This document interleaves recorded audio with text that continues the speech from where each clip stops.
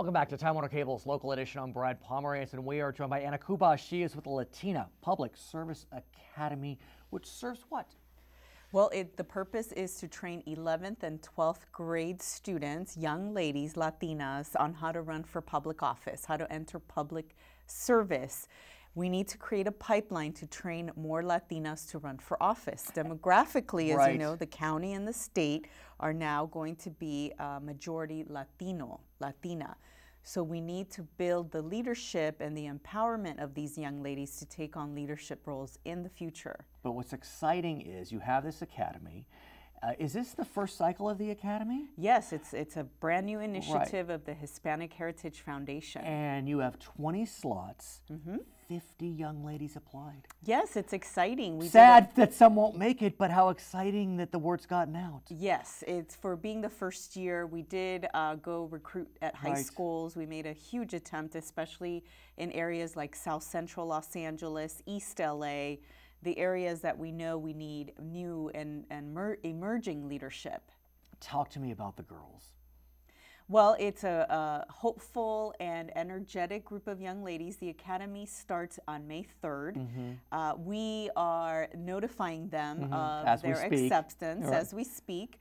But I could tell by reading their essays, they're very motivated. Many of them have said in their essays that they would like to be U.S. president. Nice. So that is exciting because maybe in 20 to 30 years we will have one of our girls from our academies run for U.S. president. So I'm hopeful about that. One could say that the election of an African-American president was a surprise. Yes. One could say that. It's historic, and I think good for the country, and now we need, obviously, female leadership at the national level. One could say we may have a female president in 2016. That's right. Not a Latina. Hillary Clinton. Yes, but talk to me about that. I mean, we have had, Sarah Palin was a vice presidential nominee, Geraldine Ferraro, a vice presidential nominee. I mean, women are making strides. I think there are 20 U.S. senators who are women, but Latinas... Right. Nationally, only 1% of elected officials are Latina. Really? Yes. What about in California? Do you know? In California, women make up about 20% of the state legislature. And of those, I think Latinas are 5 to 10%. Right. And that number actually is down in terms of women, period. We have had more women in the legislature in the past.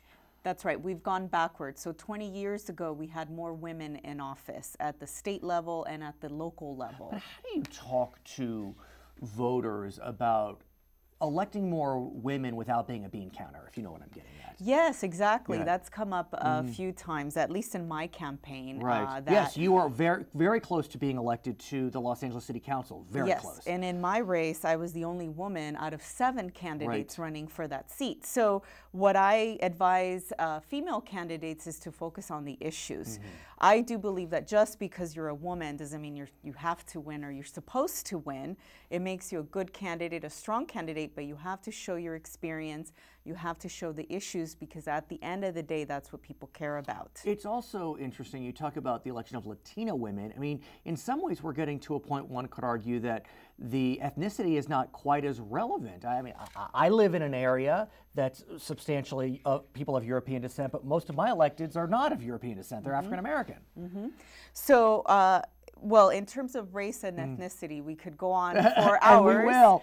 In terms of gender, though, if you look at the population of California or any country, it's 50% female, 50% male.